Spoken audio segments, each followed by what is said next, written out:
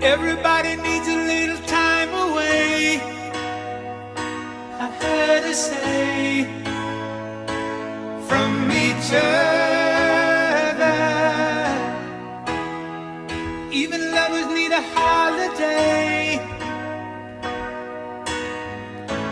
far away from each other. Hold me now. It's hard for me to say I'm sorry. I just want you to stay. Hey, it's so late, and this is episode 513 of the Orange Pill Investor. And today I am going to have to do some rebalancing.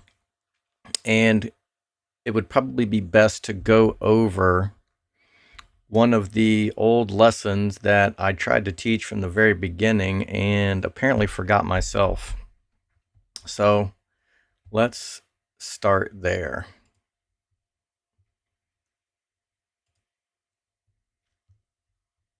So the number one rule for trading options is liquidity, but the number one rule of all trading is position size.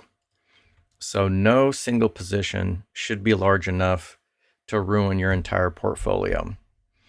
And I thought I learned this lesson back in November of 2021 when I had a ton of poor man's covered calls in Tesla. Tesla was just absolutely ripping, and it was up to like 400 a share. Probably had a split at that point. Where is it? Right here. And Fed raised rates, tech stocks get pummeled. I think the whole market probably got pummeled, but the tech stocks got pummeled the worst. And it was like, okay, I'm losing money, but I'll roll down. Okay, a little fake out rally, keep losing money. Okay, I'll just roll down. Oh, another fake rally. And eventually we bottomed out at January 2023. And so what happened is I started trading back in May of 2020. I was just selling against shares here, so I was making some steady profits. But then at some point you can see that instead of this just being kind of like a steadier line, I started using leverage. And so my losses would be bigger, but sometimes my gains would come right back. Big loss, come right back. Big loss, come right back. And then all of this leverage peaked at the end of 2021. But then the crash came. And so I gave back what it took me a year and a half to earn. About, I think I started with 70 of my own money. So this was probably 225 total. And I gave all of that back to the casino. Almost all of it. And I was kind of like, holy shit, I'm back down to the 70 grand I started with. And I think I moved a bunch of that cash over to Tasty Trade and started using their tools. And I really didn't trade much on Robinhood from this whole entire time. But at some point, I decided to put a little bit of money back in here and start trading it. I think it was the 5K challenge or whatever that I started last March. And that was doing pretty well. March 20. Yeah. That was kind of like right after a Bitcoin pump. And so the 5 grand that, quickly turned into 3. And then, I wasn't terribly worried about it,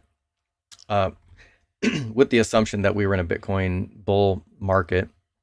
And then, of course, turned that into like 30, but stayed leveraged and have been riding this down ever since. And this is a pretty good approximation for what my entire portfolio has done. And it should have occurred to me, but it never occurred to me that strategy would dip this low again. Even Bitcoin, right? Thought we were going to 125, 150, 175, not Not trying to test 84K gang again.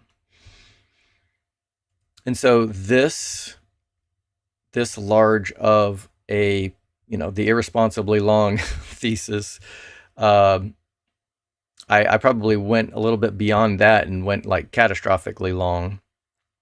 And so I did a little bit of math today, and where I'm at now is fine. However, if Bitcoin does not hold 94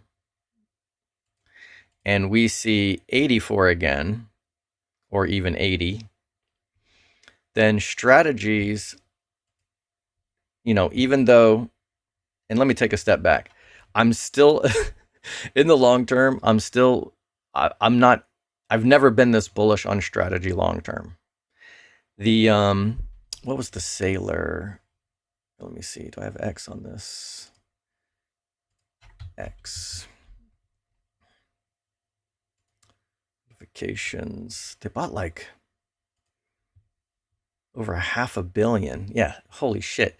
So strategy acquired 8,000 billion. Okay, Jesus Christ. 8,000 Bitcoin for $800 million bucks, right? They bought at 102, and that's already down 10%. But their DCA is at 74. And so this is bullish as fuck. So even though Bitcoin is taking a dump, strategy, because Stretch literally does look like it's turning into their iPhone moment, is printing for them. It's probably still pegged at, wait, is Stretch on Robinhood or just the other? Yeah, so, okay, sweet. So, oh, actually, it's taken a little bit of a dippy dip today. Okay. So this had been holding strong over the last couple of weeks, but apparently strategy will have to lay off the ATM here. They can't ATM below 99 for sure, probably not even below 100. But they were able to plow almost $1 billion of Stretch ATM. Well, actually, that might be combined. This might be all the combined together. Yeah. Anyway, I didn't click on this to see what the ratio was between Strike, and Stretch, and I don't know. I don't know if they probably can't ATM on Stream yet.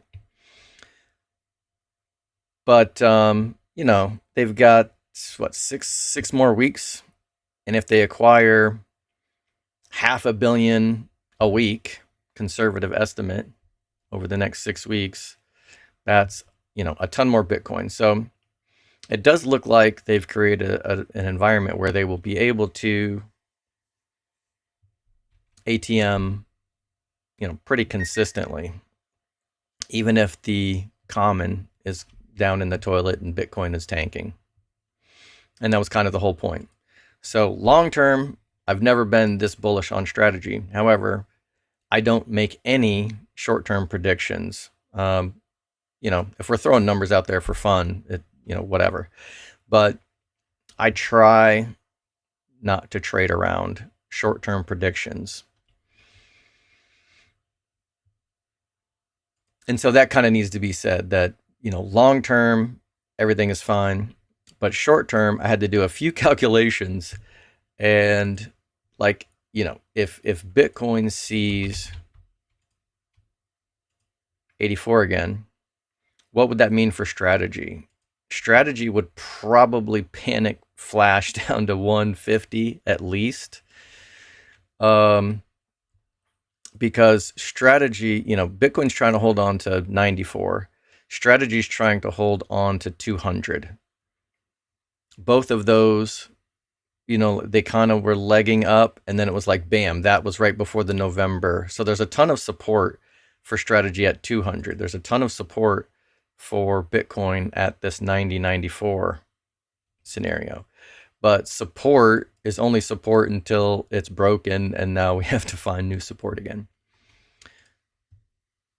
So in my calculation with my current holdings, my worst case scenario from here is if it drops almost in half and we're back down to late 2024 levels again. I mean, there's no reason why we couldn't see 125. And, you know, for the past year, my mental, you know, rough kind of outline was like, okay, I could probably keep 1,000 shares of strategy through the bear market. But I was assuming that at least through 2025 would be we'd have a nice bull market. And some people are calling for, you know, super cycle, extended bull market, which would be nice. But there's some smart people and there's some OG Bitcoiners that are also saying that the bull market has actually been over since this. This was the top. And the money printing and the debasement of the dollar has been the only thing that's been actually propping up Bitcoin's price. So whereas we thought, when I say we, I mean anybody who remained bullish and, you know, wasn't calling the top back here, was looking at all the catalysts, you know, all the governments are in default, they've got to print like a madman. But none of that matters to the market to a certain extent, and none of that matter, you know, in the short term, and none of that matters to Bitcoin, because Bitcoin can do whatever the fuck it wants to do. And of course, if you're a company and your entire business model is stacking Bitcoin, then you are joined at the hip to whatever Bitcoin does. The good news is that even if Bitcoin does crash and strategy was to trade at 1 MNAV, they can still keep stacking Bitcoin with their 1.3 amplification or whatever it is right now.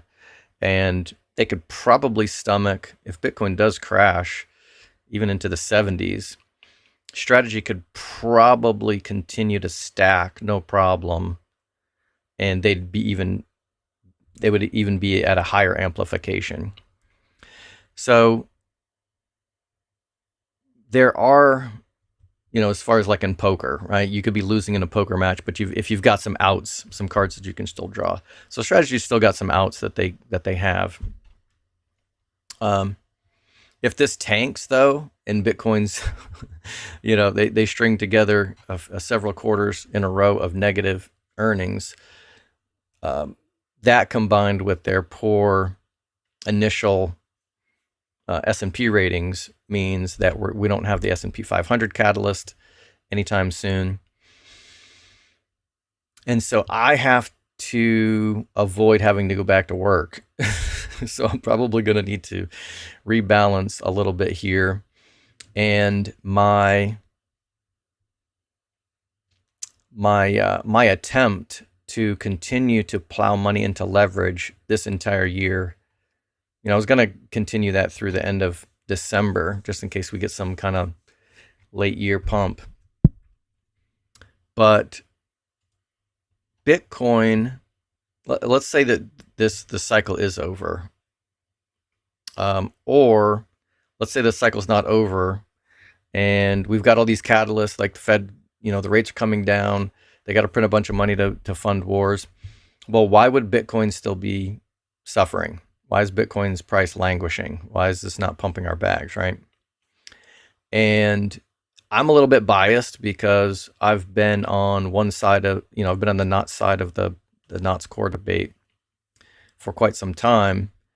But I started wondering if Bitcoin doesn't have like the flu, right? Or COVID. Basically, I'm kind of looking back at Bitcoin's price, and I can't go back to 2017. Let's go. What is it? Is it market? Let's see. BTC market cap. Let's do all. So I believe SegWit was late 2017. So we had the abbreviated pump in 2017. I forget which, was that FTX or anyway, I can't remember what happened. But everybody was like, okay, we're going to 100,000, right? We're going to get a 10x move from whatever this was, right? We had hit like 1,000. Like, all right, the next pump's going to get us to 10, and then it's going to get us to 100, and 2025, we should be at 1 million by now. But with the SegWit upgrade, that set the stage for the Taproot upgrade and exploits and bugs that didn't get fixed. What I'm starting to wonder a little bit, and this might be a little bit of conspiracy theory, but damn. All right. So this tangent's going to have to go even a little bit further back. So I attended the Bitcoin Veterans Summit, Bitcoin conference in Nashville last week. And I was excited because there was a talk on 5th generation warfare. Had some OG Bitcoiners in there who are vets, guys that have been there, done that, but a couple of special forces folks as well. And they went through and described 1st, 2nd, 3rd, 4th, and gen warfare, and then just to get to the 5th gen part. And what 5th gen warfare basically means is that every single person on the planet is under attack 24 hours a day, 7 days a week. And most of it is, you could just call it psyops, but there's a little bit more to it than that. And so what does that mean?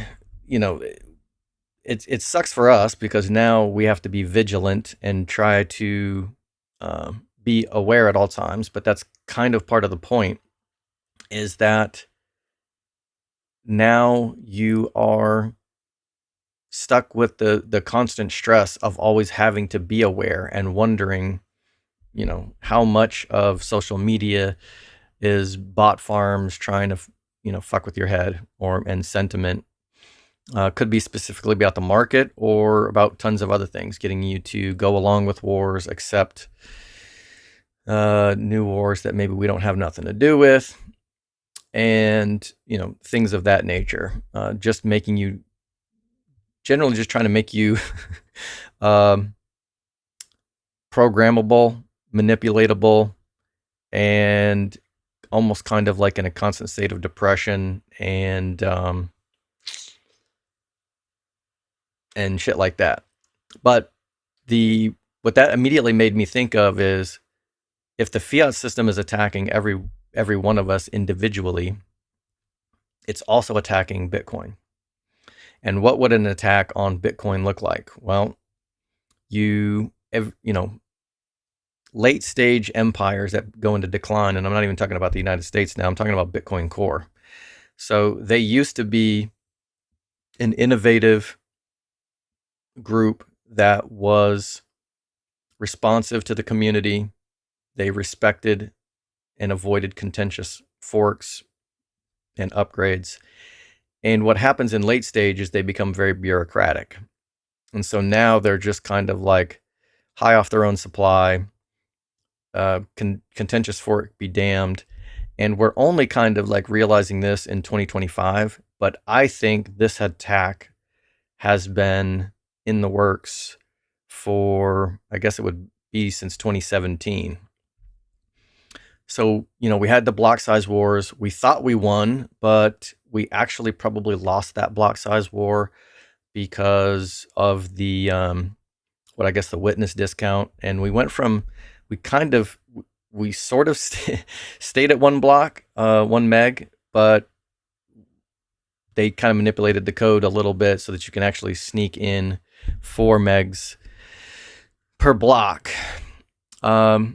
So we actually probably lost that war. And so I think SegWit and Taproot, long story short,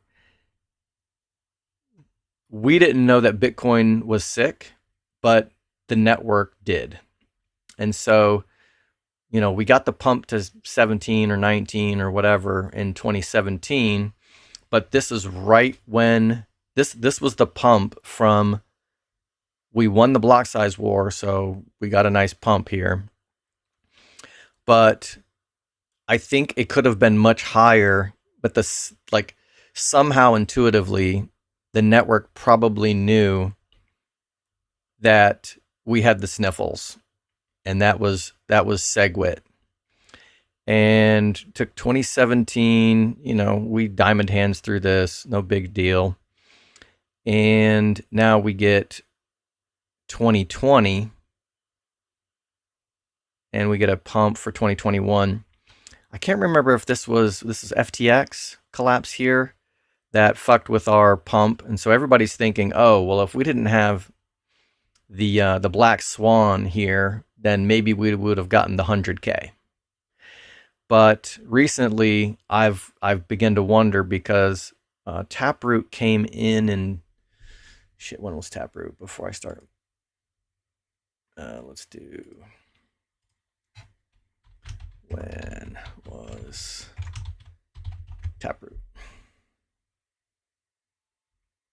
Okay, November 14th, 2021.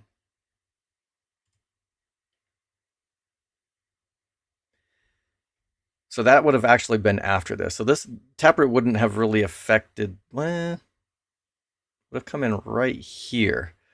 Wow, so they snuck that in right during the pump? Huh, I wonder if that's... I generally don't believe in coincidences. So Taproot got snuck in right here under the nose of the end of the pump in 2021. Okay, that's even a little bit more suspicious. But, we thought we were getting 100K here, and we didn't. And now it's like, okay, we're finally getting 100K, but we're like, how come we're not at 1 million? With, countries buying Bitcoin, companies buying Bitcoin, people buying Bitcoin. Like, why are we just struggling to not only get to 100K, but even like hold on to it? Like, we should be pushing for, angel numbers like 444 and shit like that, right? So I think one potential reason could be that Bitcoin has, had an infection since SegWit, and we're finally starting to address it. So BIP444, I guess, is not supposed to be called BIP44 anymore. It's going to be the reduced data temporary soft fork, so RDTSF. And Matthew Crowder's been covering it.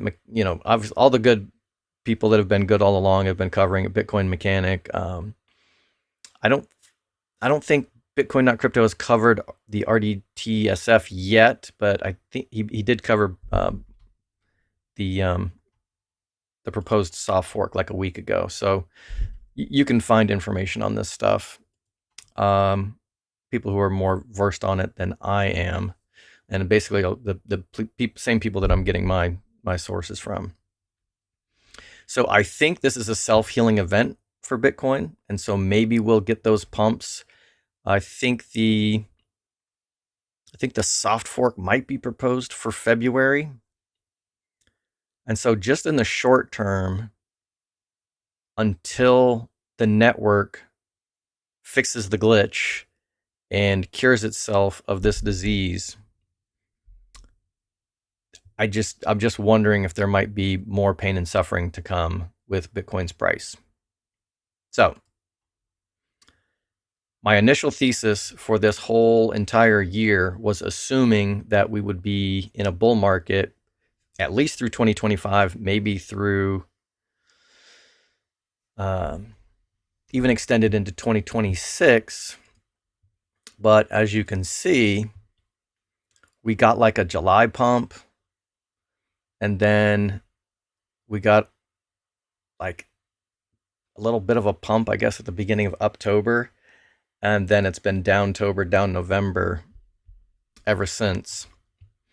And I would love nothing more than to just call the bottom and say that this is it. We're never going below 90, and everything is full throttle, full speed ahead. but short term, I'm pretty spooked. Even after I rebalance, I'm definitely going to be still pretty irresponsibly long, but I'm going to try to position myself that even if we do get a crash down to 125, that I don't have to polish up my resume. I gotta, I gotta protect the bottom line here. So, that was a long-winded explanation. I think that they're doing a lot of good work with the soft fork. From what I can tell, there are a lot of people who were anti-knots, not because they were pro-core, but because they just didn't think the filters were enough. And so I think there's going to be some extra support for the soft fork that was not terribly supportive of the knots code, because it was just kind of like, look, if determined bad actors are still going to be able to get around the filters, and that was probably always true. So hopefully the people who were pro knots plus the people who were anti-spam but not convinced that knots was the solution, hopefully those two groups will be aligned, and it will just be everyone who wants Bitcoin to be money will be left standing on one side, and then there will be the core V30 spam and plus spammers trying to turn Bitcoin into Ethereum on the other side, and it will become very obvious who is full of shit. So it's going to be crazy if it takes us 10 years to cure ourselves of the SegWit and Taproot bugs. But until that happens, I'm just not sure that any of those catalysts and money printing and all of that shit is enough to overcome the spam disease that that Bitcoin could be trying to fight off. So, with that being said, I'll check the chats, and then I am going to have to do some rebalancing. Now, I hope that me taking off some of this leverage just encourages the market to fucking blast through all my covered call strikes. That would make me nothing would make me happier. So hopefully I can throw some sacrificial short positions on the on the line and put those at risk. So I don't have a full plan. I kind of checked my positions. Anything that's close to 90 days to expiration on my long leverage, I'll just go ahead and take that off. My plan was to take those off at 90 days anyway. I think we're at 95, so I might as well just cut bait now.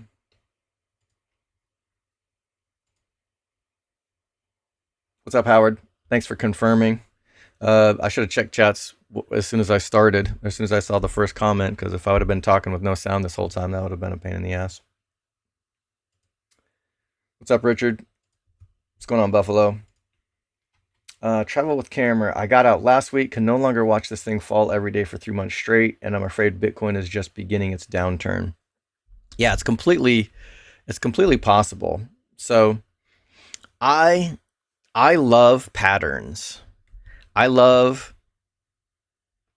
it's kind of weird. I'm an anarchist, but I'm not a fan of chaos. And I think that's one misconception, is people think that chaos and anarchy are synonyms, and that's really not the case.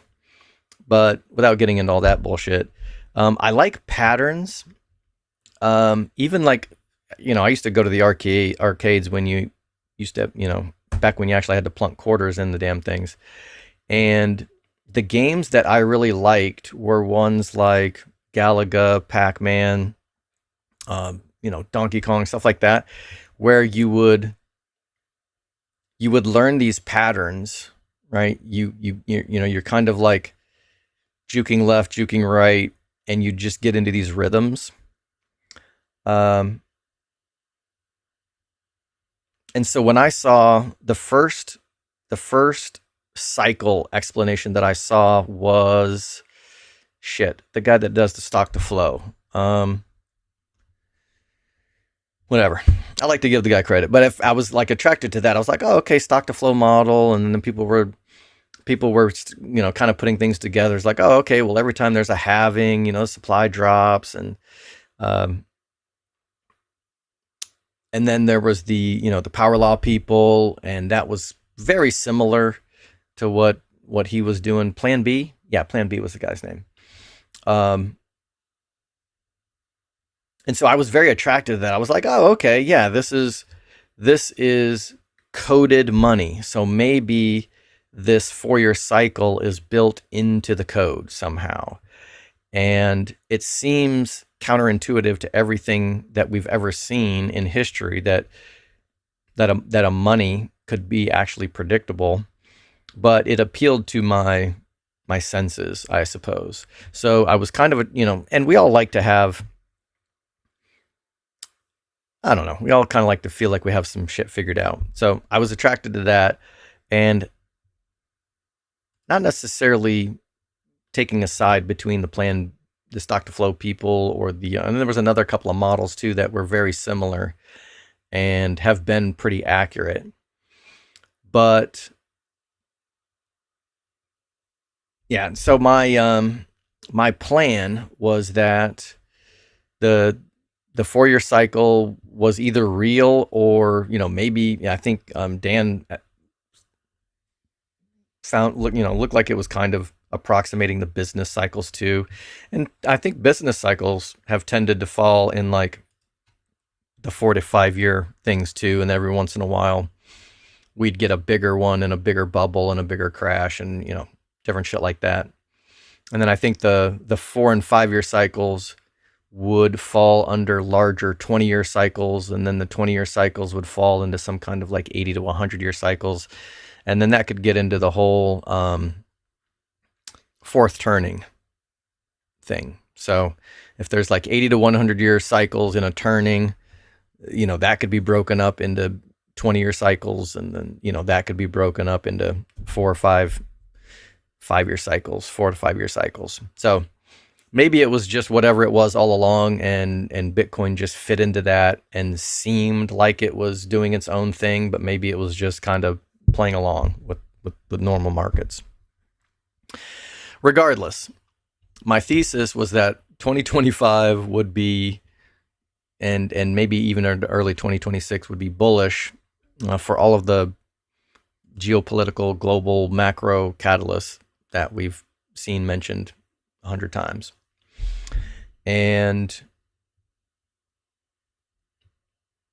it hasn't played out, or else I miscalculated. Like I probably should have just taken last November I could have taken a bunch off the table. Where is it?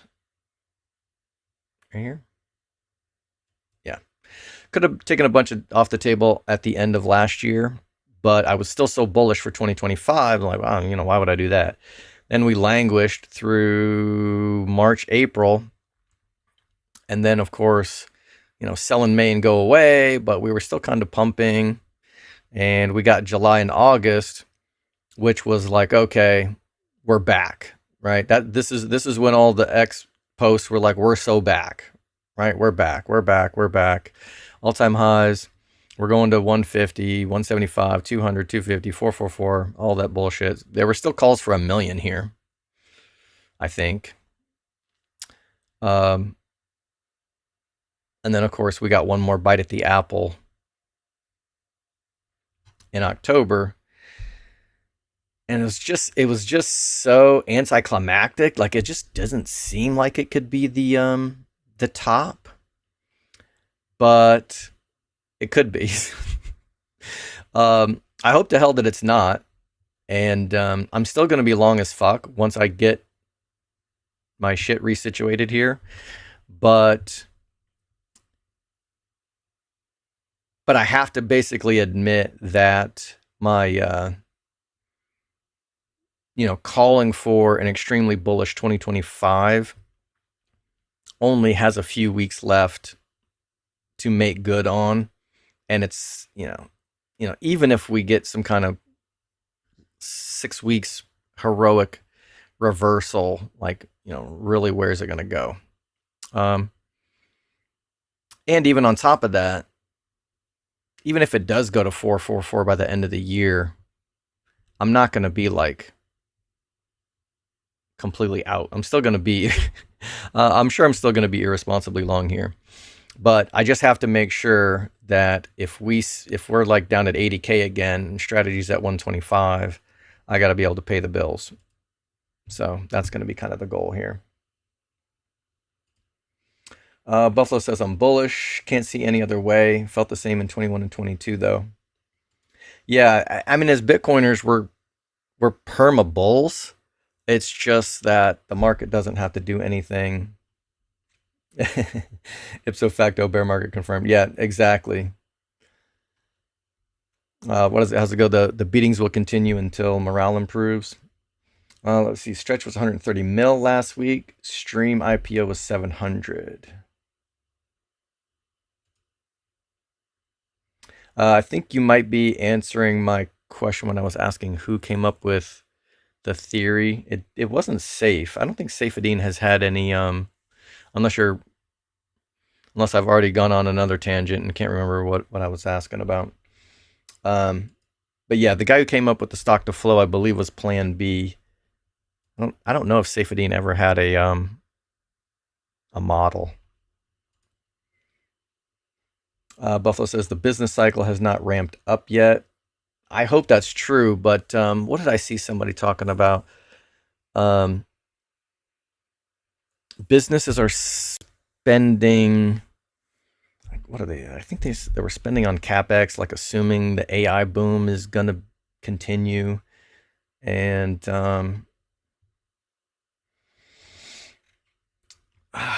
so there's a lot of political theater too.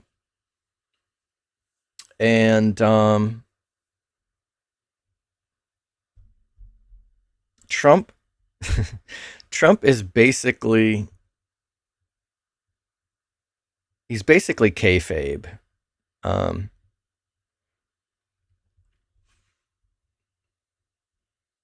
With sorry, not sorry apologies to any of the political folks, but he is a master of dramatic effect. I just listened to a guy, I've been binging his history podcast lately, Predictive History, Professor Jang, and he said that like the slow roll on the release for Epstein files is probably because Trump isn't implicated and he just wants to like roll it out and release it at the perfect time, maybe for midterms, and for dramatic effect, and just to set him up, and kind of like just the whole master manipulation of being able to let his approval ratings just go into the fucking toilet. And then just like when the wrestler is down on the mat and he's like down for the 2 count and he pops up his shoulder and like Hulk Hogan gets his arm up and he's like comes back and wins at the last minute. He might be putting something like that together. And so it wouldn't surprise me if they just tank the shit out of the market. They just hurry up and tank it so that they can pump it at the right time. We got to be at all-time highs or, pretty close to it, right? Yeah. So S&P 500 is just pumping. And I hope this keeps going up and Bitcoin just goes along with the flow with everything else. Rising tide lifts all boats and all that good shit. But if the Fed is taking its sweet time on lowering rates and Trump wants them to lower faster, he could easily just force their hand by I think the tariff talk is just a stay of execution, right? Or the sorry, not the tariff talk, but the that too, but the the government going back to work. Isn't that just a temporary measure? And we could be going through all this again in a couple of months with the budget. I try not to follow that shit too much if I don't have to. Only if I'm listening to someone else that I regularly listen to and they cover it, then I'll deal with it. But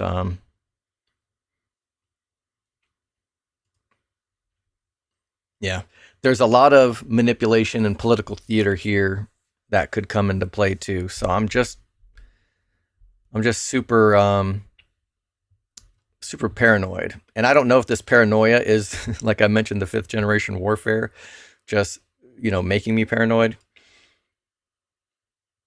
As I said, my long-term thesis on Bitcoin and strategy has not changed and has only gotten stronger. But there could just be some short-term things that the markets have to deal with before we get the parabolic move to nirvana. What's up, Taylor? 145K is on the table, but I thought that was going to be the launch pad in October. Yeah, no bullshit. No shit. Could not agree more.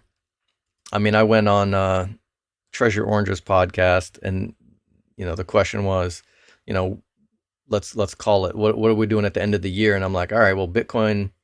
Bitcoin closes at 150, 175. That means strategy pumps to frickin' 1,000. And so, yeah, the market loves to just take your expectations, wad them up into a ball, and shoot a 3-pointer into the fucking trash can. So, let me reshare.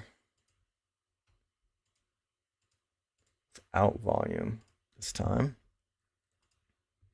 And let's get it on.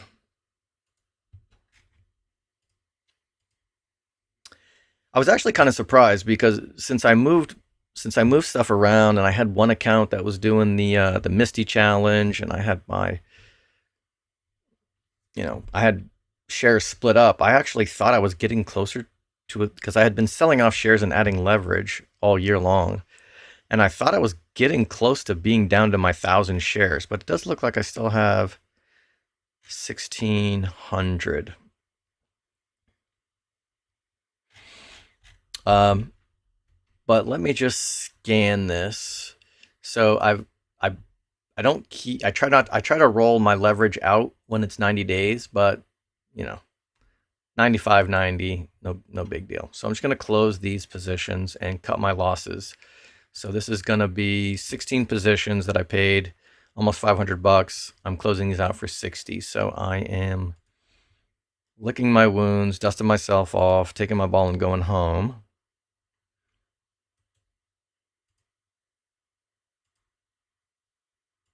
And another thing that I want to call attention to, I'll just do this position first. An option seller's account. Oh, I'm trying to let me just get a smaller credit here. An option seller's account should have a net positive theta. And you can see here that all of my accounts combined, all of my positions combined, I'm actually running a negative theta here. And this was basically, I turned my option seller's portfolio and strategy into an option buyer's portfolio because I was so bullish all year. And the only long calls that I closed in profit were the Septembers, because I was still holding Septembers in July when we got the July pump. So all the Junes that I had, all the Julys that I had, all of the, every single other position other than the Septembers were all losing positions because my directional prediction was incorrect. And I was very, it didn't bother me a bit to keep adding leverage because I was just so bullish on Bitcoin's price action for the rest of the year. But that's kind of a reminder why I try not to be directional. But yeah, I got sucked into the FOMO for sure. So let me keep scrolling. Wait, Tesla, ETF. Yeah. All right. So I've got 2 Februarys. Let's close these.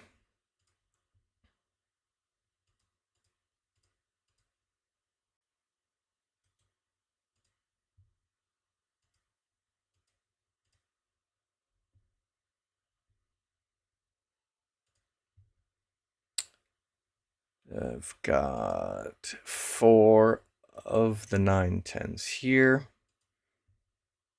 Let's do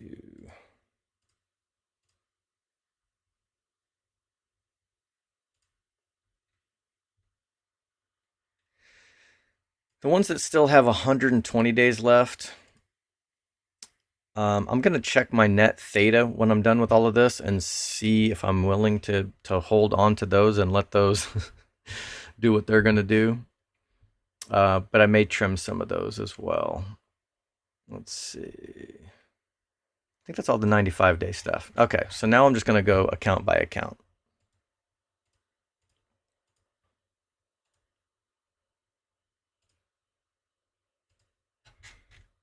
All right. This is becoming a little bit of an annoyance here. So I took out 50K in margin and I became a swan investor.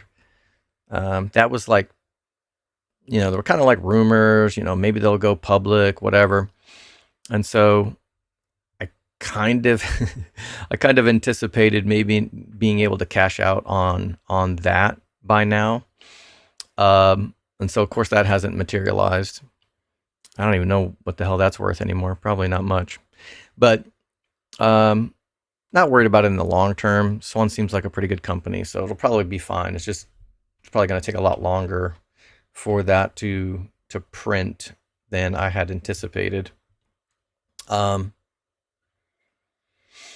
had been meaning to chip away at this margin use, but as strategy and Bitcoin's price just kept kind of not participating, there were very few instances where I felt like, oh, I can actually take some profits now and whittle this down. So it's actually gotten bigger, not smaller. So we'll see how that works. And just with those, so this account is just almost break even, so slightly negative. So I won't really have to do much to turn this into a net positive theta account where actually more money is draining into it than out of it, even with even if strategy trades sideways for the next 6 months, if I have a positive theta, I'll make money. So I've got to get back to the basics and make sure that I'm following that process. Yeah, so each one of these contracts is $80. And let's see, 10 of them would be 800 times 4. So it's about $3,000 worth in here.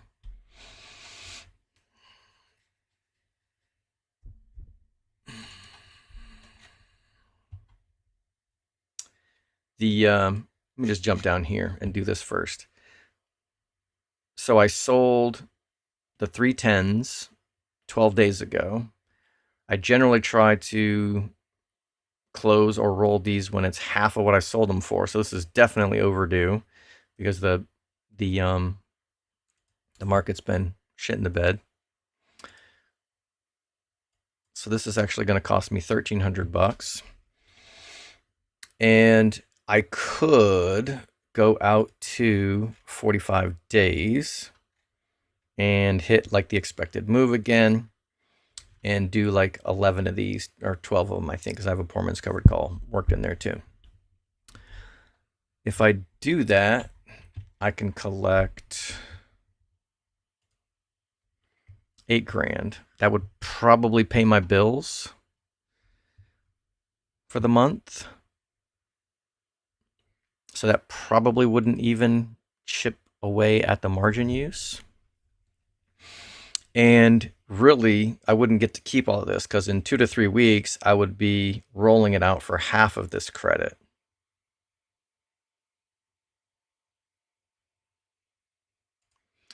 And each one of these positions would get me a net positive theta of 20.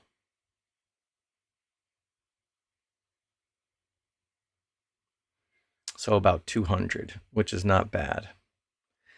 But if I go ahead and get more aggressive with it, I can go out to the expected move for this Friday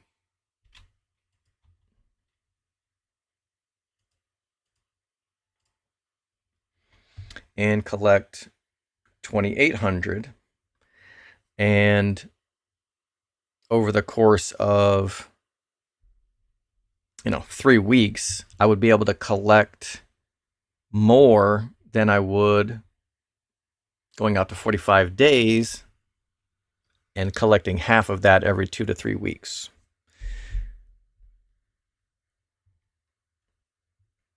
I do have to be a little bit careful though, because it's not 12, it's actually 11.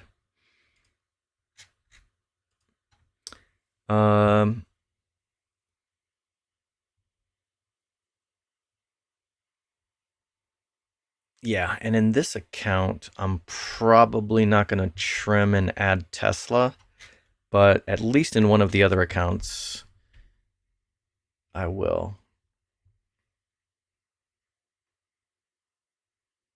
I might need to move some stuff around too.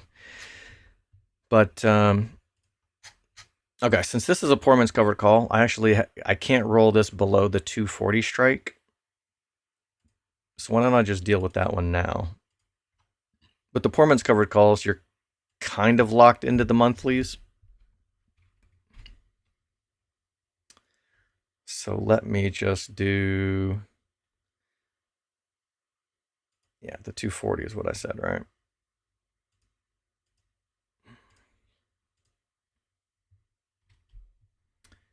And then the other 11, I'm going to do weekly at the expected move.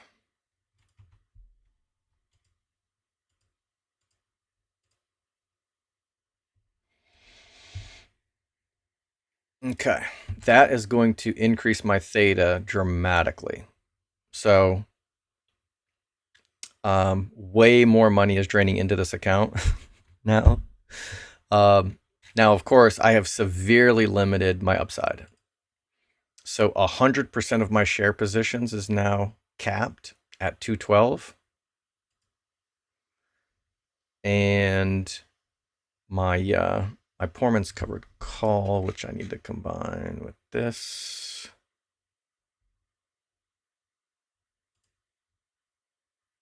Oh, I need to uncombine this one first. Ungroup. And let's go here.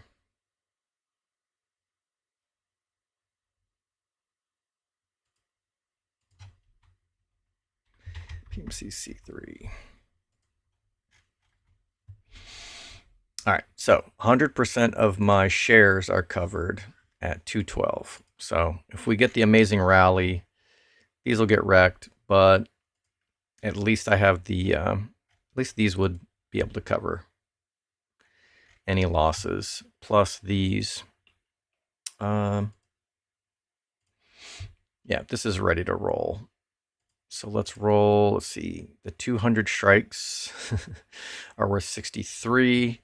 So I have to sell at least the 260 here.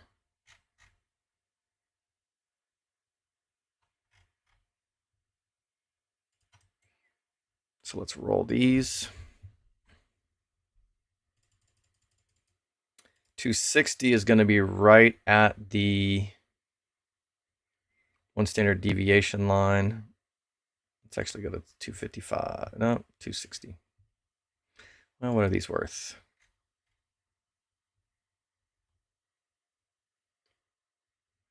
$263 minus the premium that I'm about to collect. Yeah, so the 260.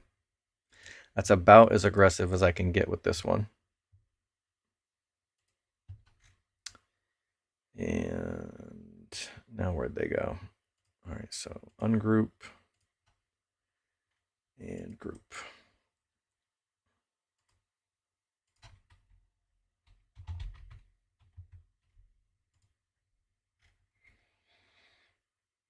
All right, so this is done.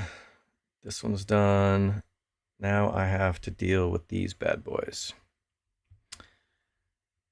And by bad, I mean like really bad. All right, the 300 strikes are worth 36. So I could roll these down to approximately 335-ish.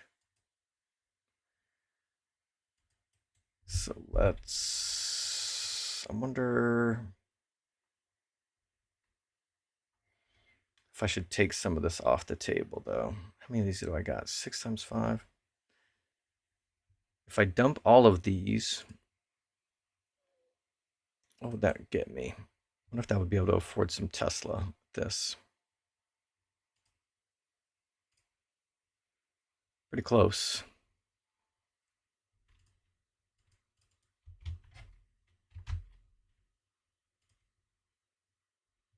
Pretty close.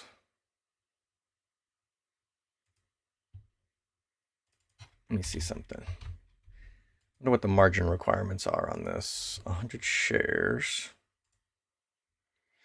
So it would debit my account 40, but it's only going to reduce my buying power by 14.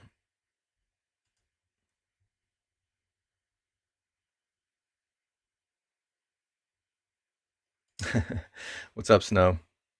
Yeah, I wish I could. What's up, Trace? What are your thoughts on the Japanese stimulus package? I had not heard. All the stimulus packages are going to be bullish for all of the markets. I think all the countries have to capitulate. They know they have to print. So I don't know the details of whatever that stimulus package is, but it sounds like money printing to me. So if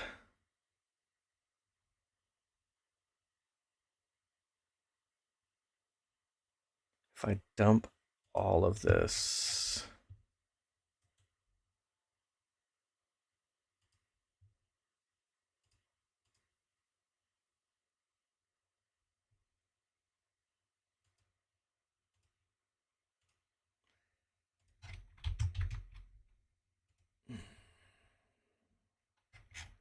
now do I sell a cash secured put until I get assigned? Just start running the wheel?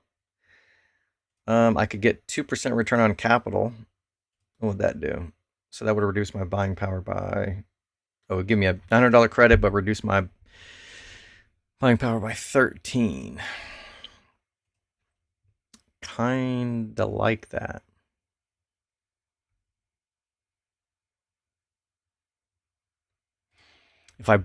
If I buy the 100 shares, though, then I could potentially try to hold on to them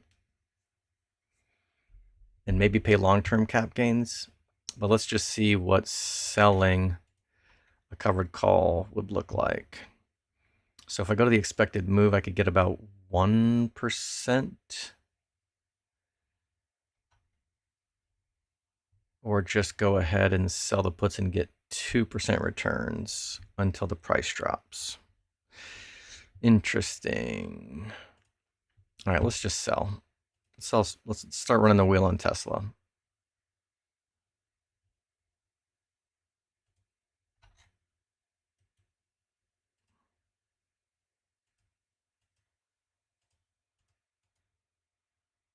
All right.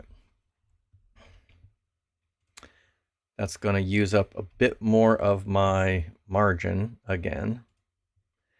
But let's check my, yeah, so I'm actually making money now. This is actually guaranteed money.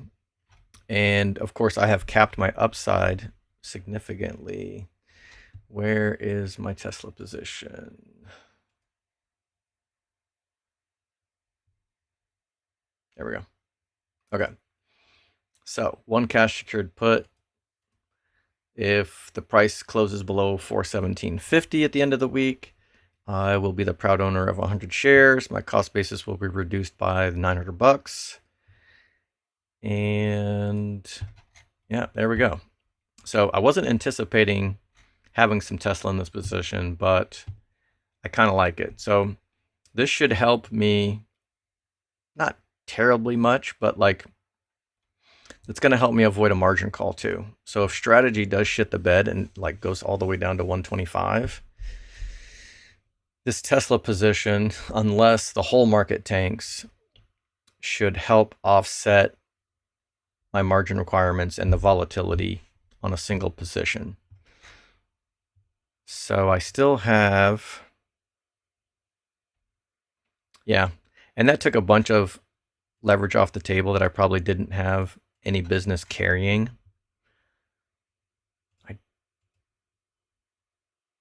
Yeah, I'll just let these go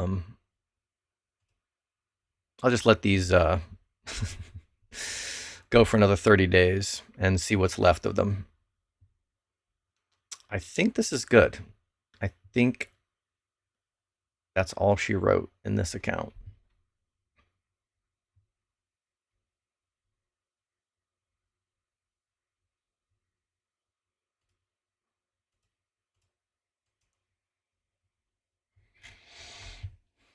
All right, the IRA. I had already started kind of like going back to the beginning with this account. And so I started taking the money that I was making from these rolls and rolling them into more positions that I could dollar cost average into. But let me go ahead and I can, this is actually pretty close to perfect timing on rolling. So let's just deal with this one now. Let's roll expirations. Let's see what I can get at the expected move. Yeah, $500 credit. This is almost perfect. Let me just go to 475.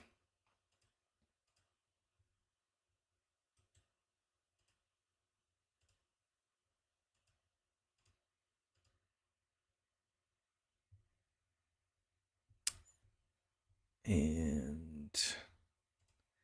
this is an IRA, so no margin use is even allowed. So I don't have to worry about, I can basically do whatever I want in this account, and I don't have to worry about infinite risk or anything like that. The IRA's got rules in place that it's gonna, I can't do anything stupid.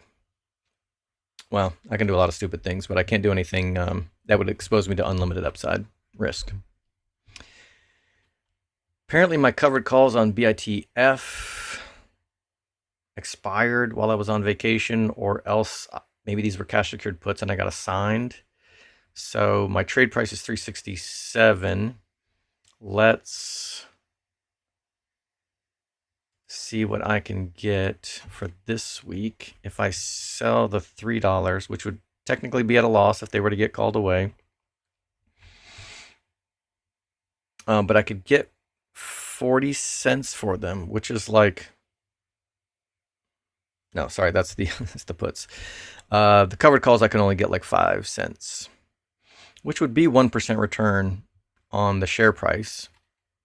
So that's not terrible. But the only problem is dealing with the bid-ask spread weekly on BITF, which is kind of a problem. So I may actually dump all of these because it's a pain in the ass to deal with. And the other stocks have become a little bit more affordable. So let me just kick the can down the road on BTIF. I'll come back and decide if this is worth my while. But CLSK for sure, I'll go ahead and sell a covered call. I try to have a short memory. My cost basis on here is $15.50. If I sell weeklies, I'll probably be selling around the $12 strike. And that means that puts me at risk for selling at a loss. I'm totally fine with that. For people who can't stand to sell a covered call below their cost basis, the only alternative really is to either bag hold and wait for the price to go up, or go out to 45 days and you could probably, yeah, you can find premium at 15 here, no problem. So this would make sure that you could do no worse than a break even. But I've got 200 shares, so let's just do 2 covered calls at 12.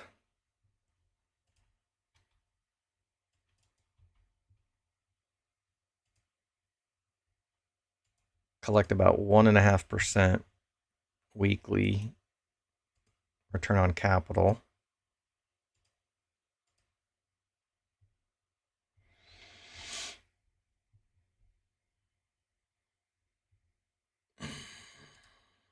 Okay, CLSK is done. Unless I come back and sell more cash secured puts with my buying power, however much I end up with.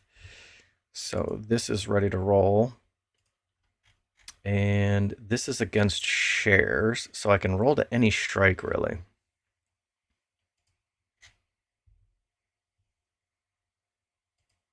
Okay. I think I'm just going to continue to roll to 45 days here. Let's do... yeah, I'm just going to do the expected move.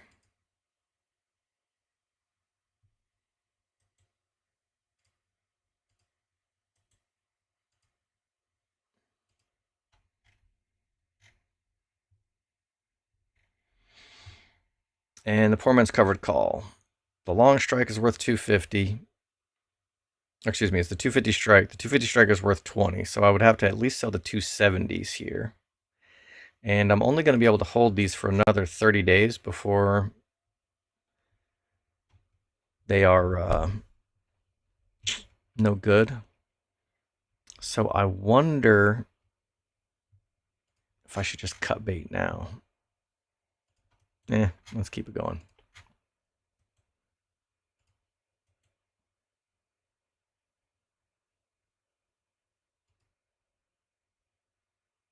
Shit, what strike did I say?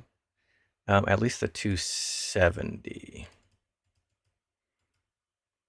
So I can't quite get to the expected move.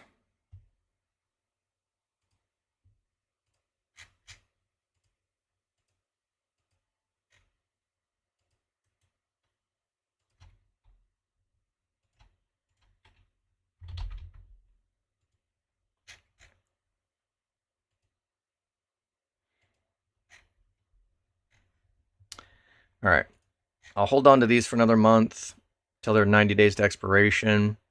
I've pretty much given up hope on these to make me any money. I will probably continue this, but at a very much smaller scale. So instead of putting this much in, I'll just keep like a token 1 or 2, maybe. If I'm DCAing it every couple of weeks, maybe I'll end up with like 5, 10 at the most. But holding 10, 20, 30, 40, 50 of these things, I won't be doing in the short term, at least.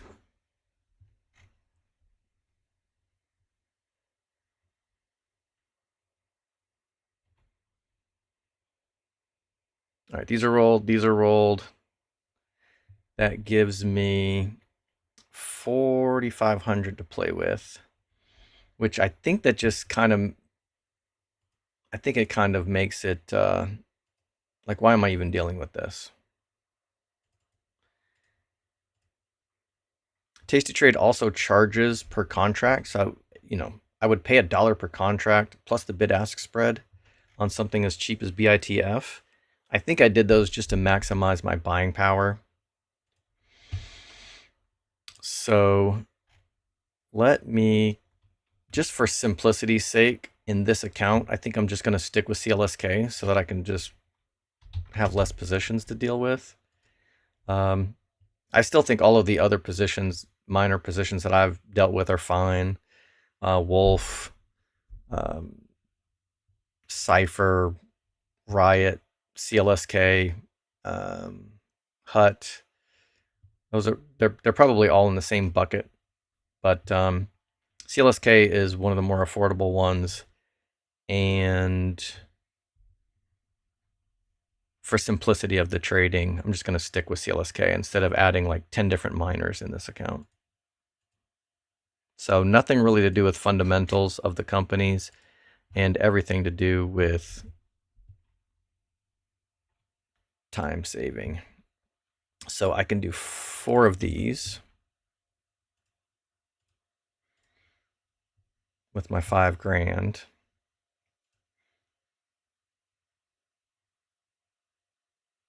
Oh, that's annoying. I forgot it only does, actually I can do 5.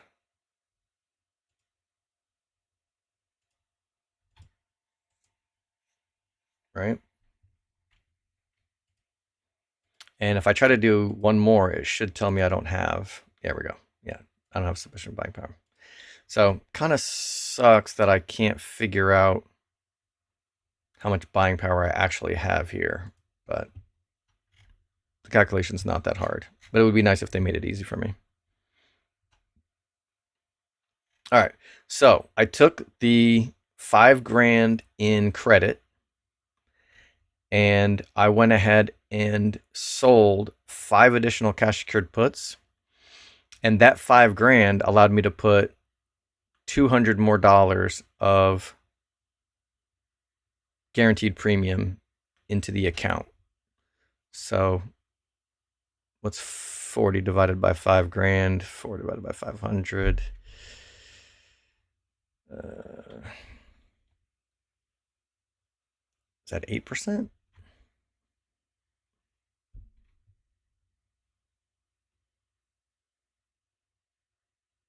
That can't be right.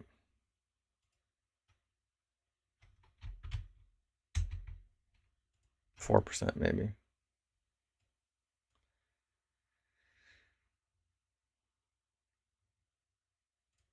So 200 divided by approximately 5 grand. Yeah, 4%. Okay. So the premiums on these are pretty legit. I have to put up $1,050 collateral for the cash secured put and collected, well, $38. So not quite 4% weekly return.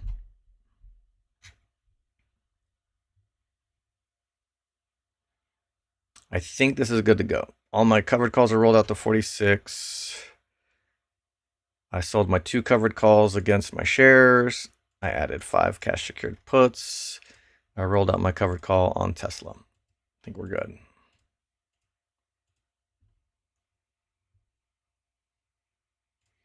All right, Trace says 110 billion injection in Japan. I think that's like 17 trillion. Holy jeez. All right, yeah. I mean, they're getting after it. All right, same deal here. This was just like my most risky account. It's just got my kind of like my spending money in it, which I guess I won't be spending it because it's all going to shit. Let's see. The 300 is worth 10, so I would have to sell at least the 310 strike. So let's roll.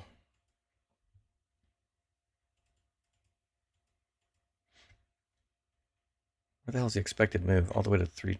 Yeah. So not going to be able to really collect much here. But that's what I'm stuck with.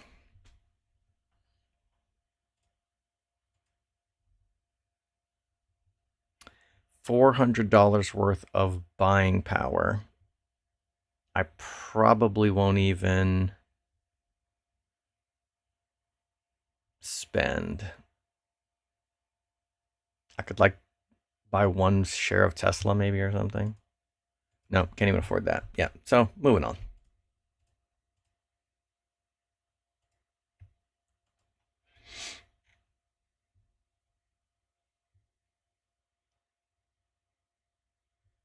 All right, same deal here. I've got these poor man's covered calls that I'll probably have to take off in 33 days.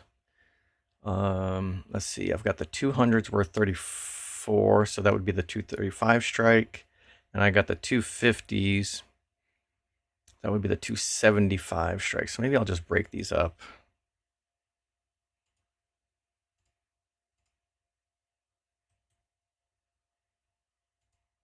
So that I can make them accurate.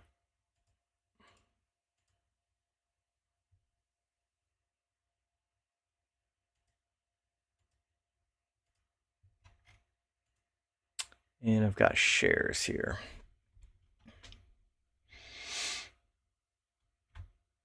Which that might be a reason, just to make my buying power calculations easier. Instead of selling the cash secured puts, I might just buy the shares and sell the damn covered calls on top. Anyway. All right, so I can sell 2 at approximately the 270 strike. So let's go here.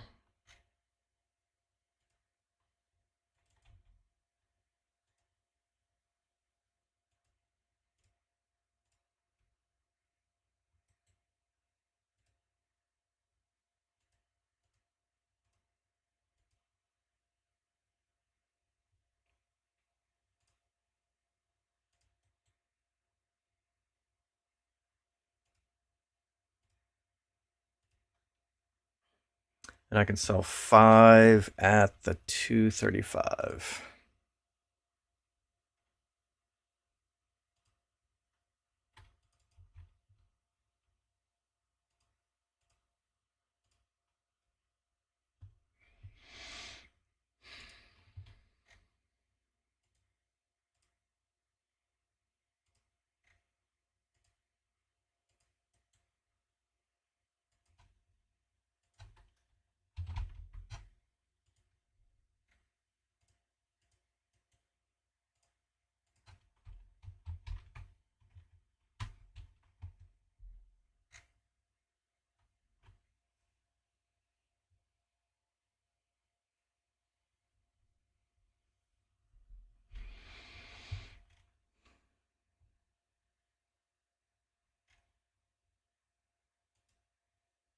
And I must have sold these. Oh yeah, I sold these on Friday. So this is the only trades I actually did last week.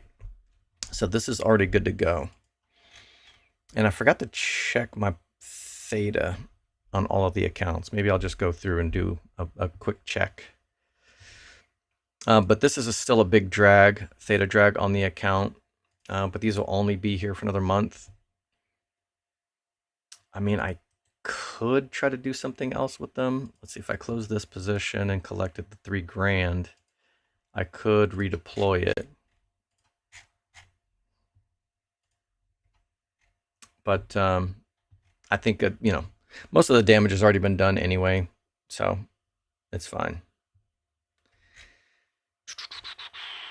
Oh, I got to sell a covered call against this one. My trade price is 14, but I basically ignore that. I'm going to sell the...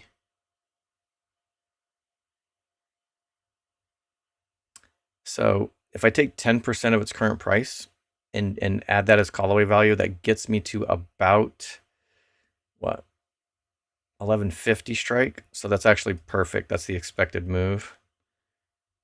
So let me just go ahead and do that. That's about 2% return on capital for the week, plus a potential 10% profit from the current prices. That would still be selling at a loss based on my cost basis, but I try not to live in the past. The stock is worth what it's worth now. But that gives me 6 grand in cash, which I would love to deploy, but I'm probably just going to have to send that to my bank account. My son's been graduated for 6 months now. So, oh shit. They sent me my first bill, and we'd actually been kicking the can down the road on paying my wife's student loans from when she graduated years ago. And so, yeah, so that's going to be like $1,500 a month. just in student loans. So maybe I'll read up. You know what? I'm just going to sell one cash secured put with CLSK. Or you know what? I'm just going to buy the 100 shares and just make this easier on myself.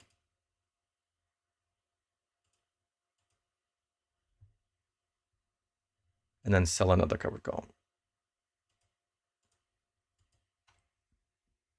And then I'll take the other $5,000. Yep, there we go. That's perfect. And I'll withdraw the other 5. But let me go through and check. So this has a positive theta. On this account size, this is probably okay. But I still have way too many poor man's covered calls.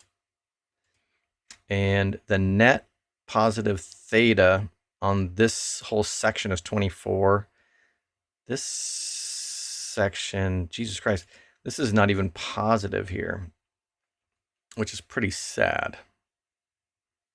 This is basically break even. So I'm kind of holding these for no reason. That's interesting. Yeah, so in 30 days, I'll be more than happy to get rid of these. And actually, when it's time to roll this in 2 to 3 weeks, maybe I'll just cut bait now. Or at that point.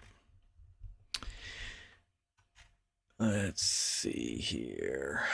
Yeah, these are already taken care of. And I've got 21 shares. So the 21 shares, unfortunately, are not generating me any weekly income. If I sell them, that would give me a $4,000 credit, but only $1,600 in buying power. Why is that?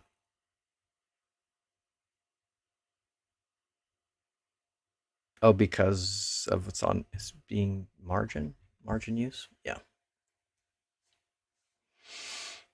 But that would let me buy 400 more shares of CLSK and sell more covered calls.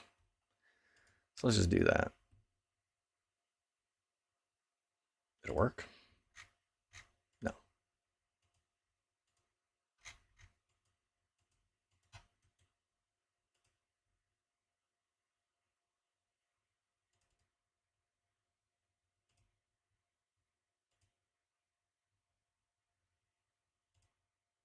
Oh, you know what? Did I do this in the wrong account? No?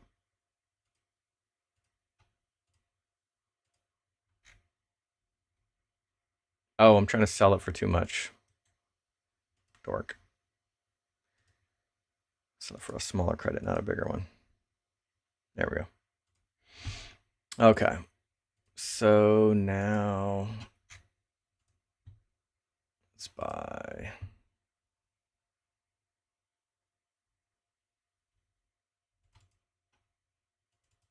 Is it 4?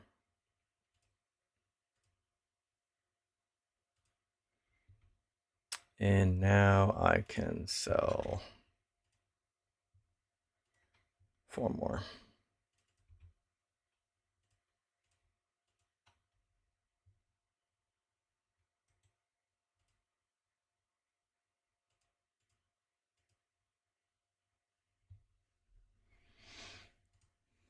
There we go. So now that cash is actually generating premium.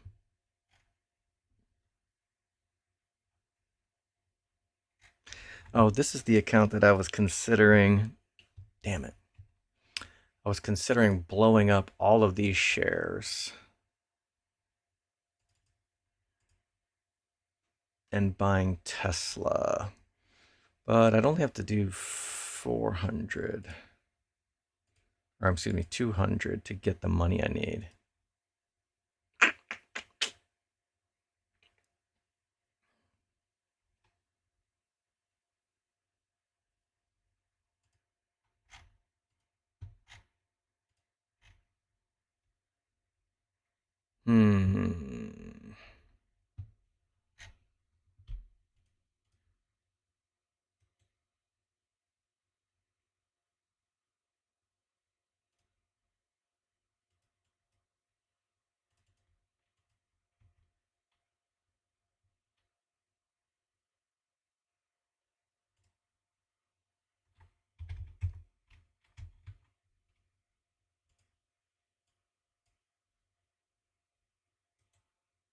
There we go.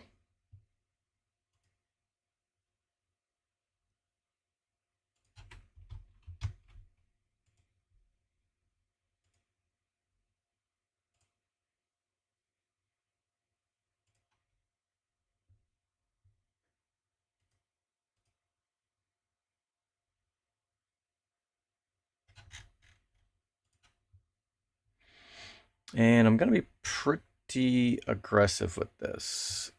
So let's see. 10% would be 40, 5% would be 20. So yeah, basically the expected move. Actually going to be pretty aggressive with this too.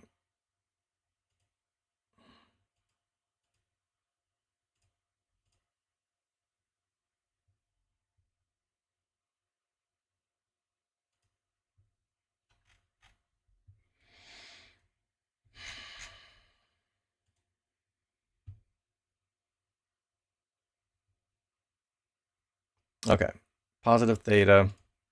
See strategy, down to 100 shares, 1 covered call, 7 poor man's covered calls, several CLSK contracts, 1 Tesla contract.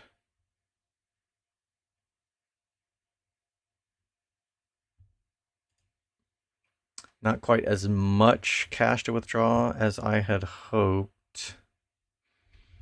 But anyway.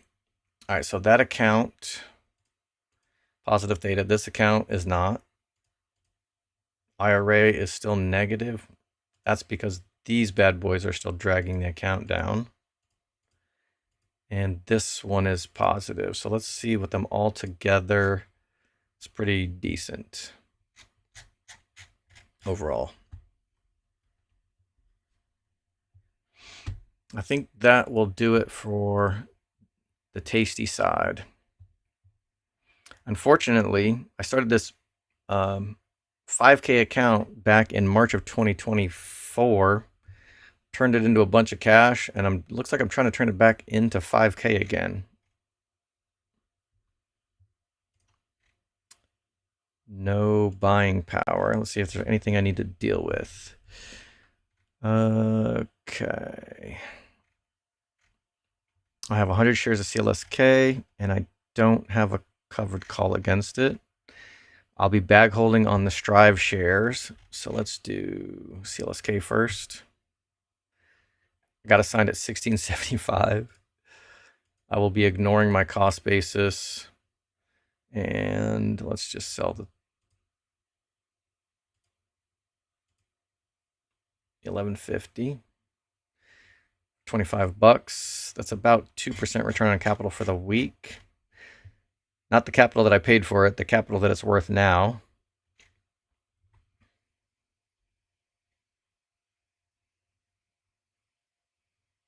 I'll probably be waiting for this to expire worthless.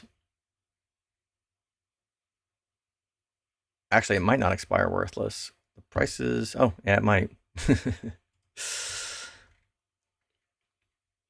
Let's see, Cypher and Wolf. These are the ones that I copy trade with my brother-in-law. So these are going in the wrong direction, but the expiration dates are so far out, we may just be able to wait in another 3 weeks for these to be assigned. And hopefully they won't drop too much farther down.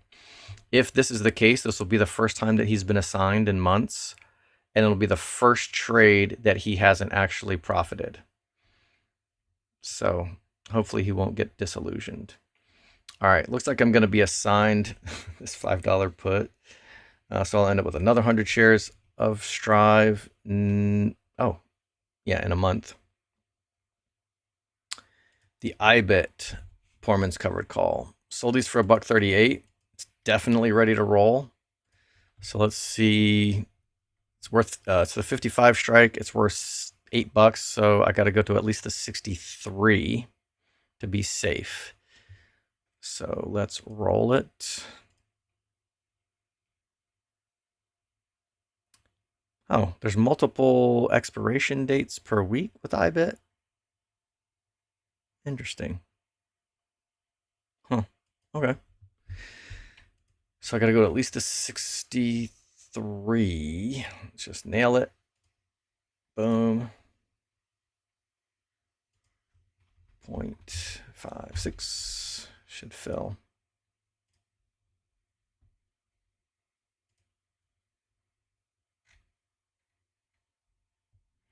The debit spreads are probably losers. Oh, but these are, yeah. You know what? I should probably just dump them. So it's a weird thing. I know debit spreads are supposed to be defined risk trade, but there is a weird thing where if this is trading around its price, the person who sells the call could exercise on you. Then you're stuck holding the long calls. You have to deliver shares to them. You could exercise your call to make up for it. Then they could exercise their call, and then you don't know that they reversed their exercise. And so then you're stuck exercising your call, and you've tried to buy. Now you've tried to buy 100 shares at that price. And so you can really get screwed with these. So I'm just going to dump these. There's no, this is going to be a debit. No, this is a credit. Shit.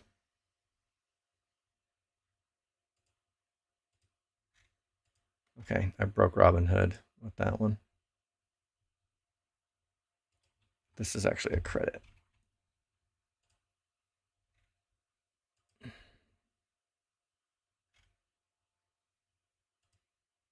It ain't gonna fill though. Yeah, let's do 0.065. Yeah, there we go.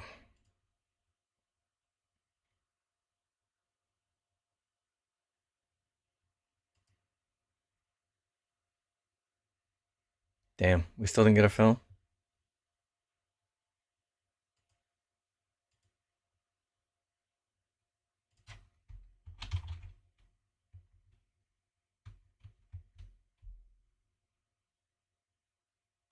Good Lord.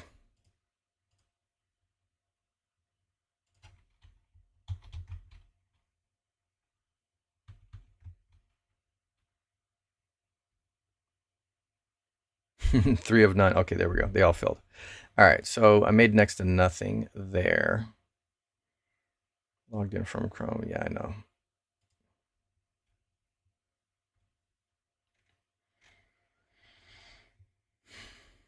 Wait, why are they still there? Why do I still have 6 of them? Oh, because I still have a bunch of these. All right, cancel.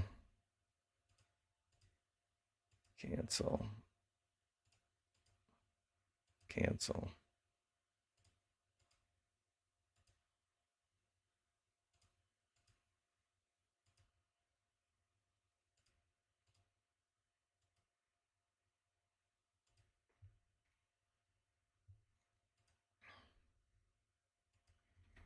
Six at 3 cents.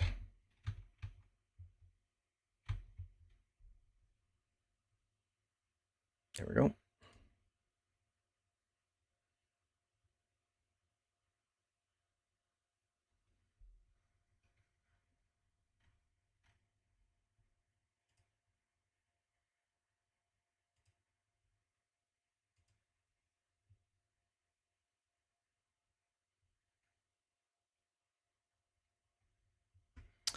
All right, got another month left on these. All lost cause, basically. Another month left on the poor man's covered call. I guess I can let this one sit another month, and that should do it.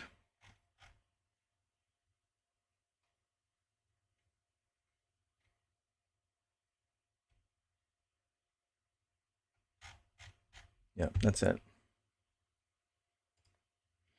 Buffalo says this is barely quasi capitulation. The market gods will not be pleased.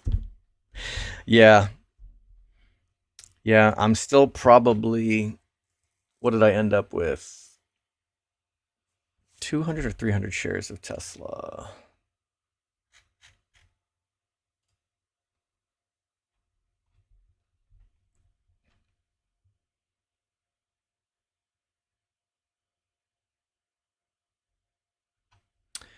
Why do I have 2 covered calls on 100 shares?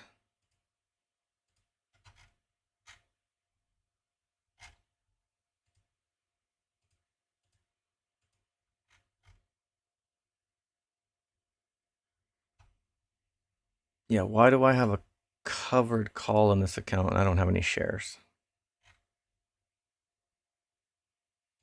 I thought I bought 100 shares in this account.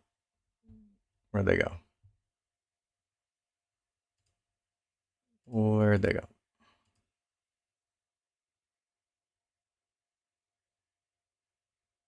Did I not?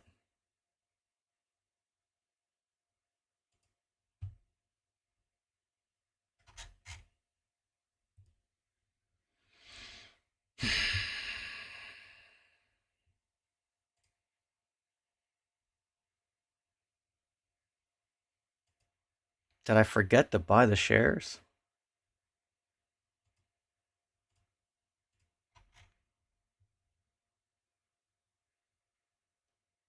I already had 100 shares in the IRA.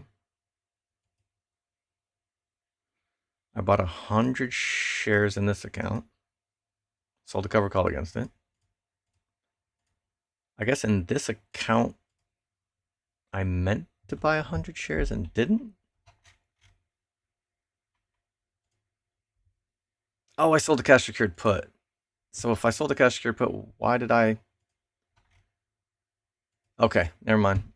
I looked. I didn't read the P. Did not read the P. Okay, this is fine. Okay, so I have 200 shares. I sold 2 covered calls, and I sold 1 cash secured put. So sorry, I thought this was a covered call. Cash secured put is fine. This is fine. But I'm kind of wishing I hadn't done multiple strategies. Now I got more shit to keep track of in my head. All right, that's good to go.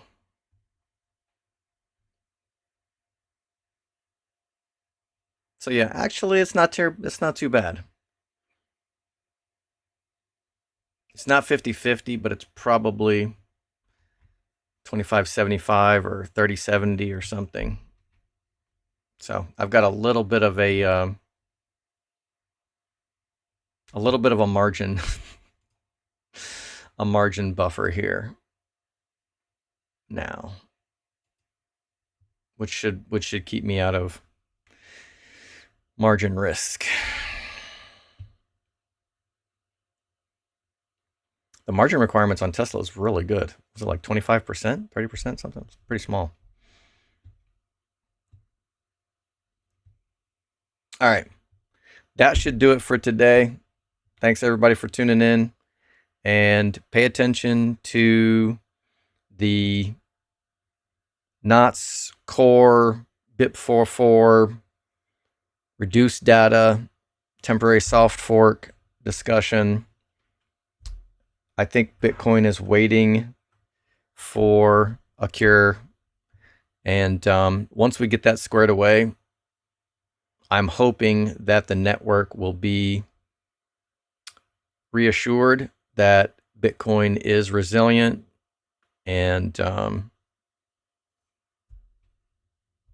it'll continue